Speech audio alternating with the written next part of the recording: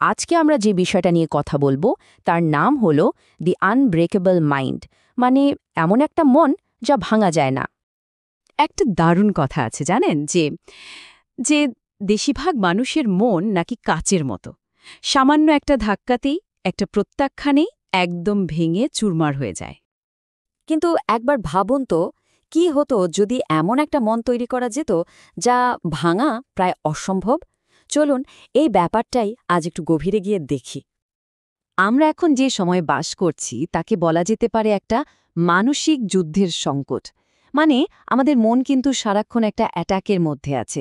Stress, negativity, social মিডিয়ার চাপ, মনে হয় চারপাশের সব কিছুই যেন আমাদের মানসিক শক্তিটাকে শুষে নিতে চাইছে। তো মনকে শক্তিশালী করার আগে আমাদের বুঝতে হবে ঠিক কি কি জিনিস মনকে দুর্বল করে। দেখুন, মানসিক দুর্বলতা কিন্তু কোনো ব্যক্তিগত ব্যর্থতা নয়। এটা আসলে আমাদের কিছু চিন্তার প্যাটার্ন যা আমাদের ভেতর থেকে ভঙ্গুর করে দেয়।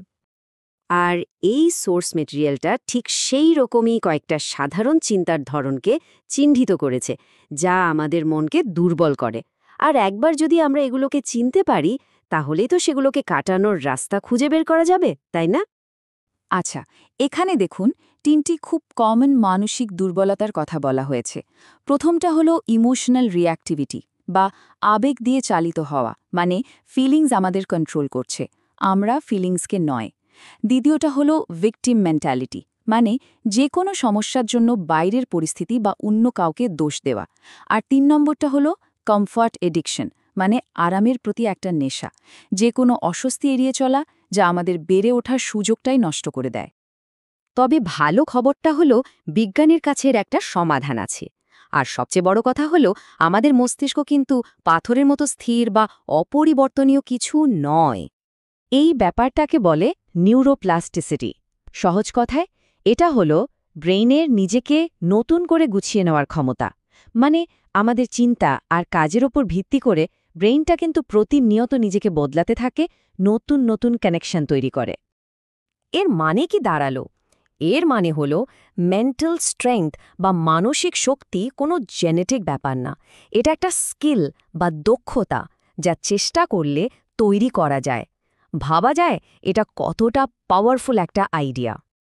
আমাদের ব্রেইনে বলতে পারেন দুটো মেইন সিস্টেম কাজ করে। একটা হলো ফিয়ার সিস্টেম বা ভয়ের সিস্টেম। এর কাজ হলো বিপদ থেকে বাঁচানো, সেফ থাকা। এর ফলে কি হয়, আমরা ঝুঁকি নিতে ভয় পাই, হতাশ হয়ে পড়ি। আর ঠিক তার উল্টোটা হলো গ্রোথ সিস্টেম বা বিকাশের সিস্টেম। এর ফোকাস হলো শেখা, উন্নতি করা, মানিয়ে নেওয়া। এই সিস্টেমটা আমাদের জিজ্ঞাসু আর রেজিলিয়েন্ট করে তোলে।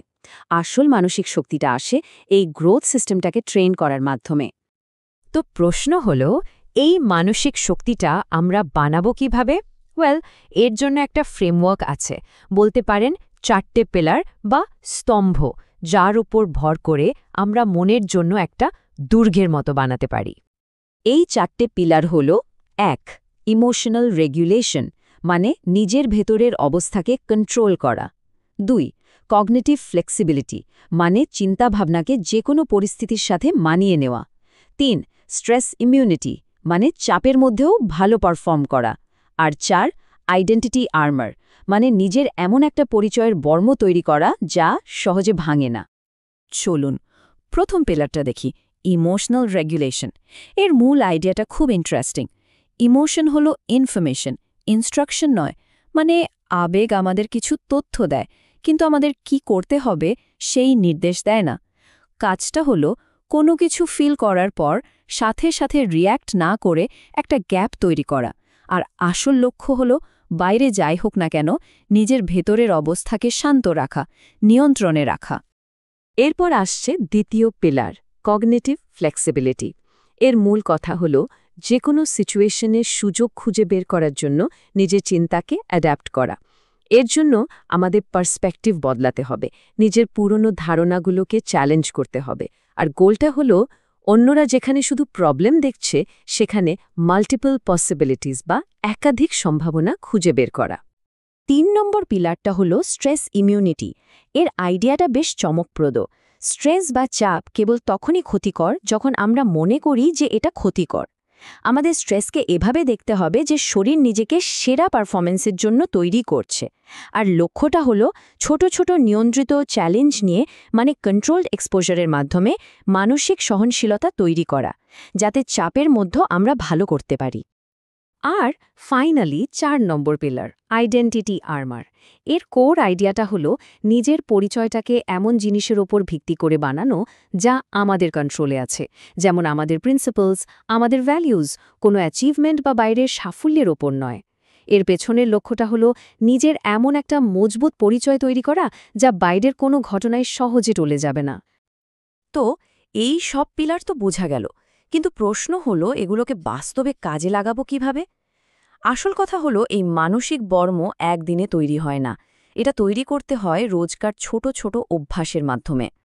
মনে রাখতে হবে সত্যিকারের মানসিক শক্তি কিন্তু প্রতিদিনের ডিসিপ্লিন থেকে আসে, যা সময়ের সাথে সাথে জমা হয়। মানে শুধু মোটিভেশন থাকলেই হবে না, একটা সিস্টেম দরকার যা আমাদের দীর্ঘমেয়াদী পরিবর্তনে সাহায্য করবে। আর এই সোর্স মেটেরিয়ালে ঠিক সেরকমই একটা সহজ 3 ভাগের একটা ডেইলি রুটিনের কথা বলা আছে।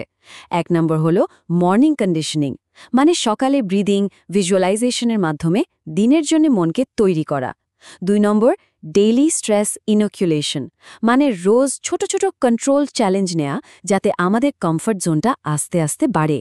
আর 3 নম্বর হলো ইভিনিং রিফ্লেকশন, মানে রাতে বসে দিনের শিক্ষাগুলো বোঝা, ছোট ছোট জয়গুলোকে সেলিব্রেট করা আর কোথায় উন্নতি করা যায় সেটা খুঁজে বের করা। ব্যাপারটা খুব সহজ, এই ছোট ছোট কিন্তু নিয়মিত কাজগুলোই সময়ের সাথে সাথে কম্পাউন্ড ইন্টারেস্টের মতো বিশাল রেজাল্ট দেয়। আসল ম্যাজিকটা কিন্তু লুকিয়ে আছে এই কনসিস্টেন্সির মধ্যেই। সুতরাং শেষ কথা হলো এটাই, মানসিক শক্তি কোনো গিফট নয় যা আমরা জন্ম থেকে পাই, এটা একটা স্কিল, একটা দক্ষতা।